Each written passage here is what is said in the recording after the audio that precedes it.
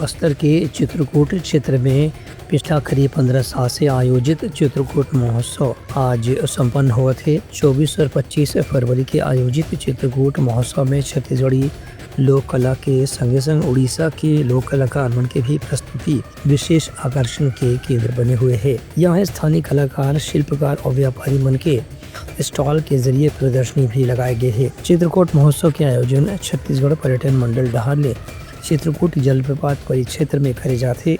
एक जरिए ये चित्रकूट के आसपास के इलाका ला देश भर में पर्यटन केंद्र के रूप में स्थापित करे के प्रयास है। आयोजक संस्था के लोगों मन के कहना है कि महोत्सव के दौरान अलग अलग प्रकार के सांस्कृतिक कार्यक्रम, नृत्य, संगीत और नाटक की भी प्रस्तुति करे जाते, जिन्हें देखे पर दर्शक मन शाम से लेकर के देर रात तक मौजूद रहते।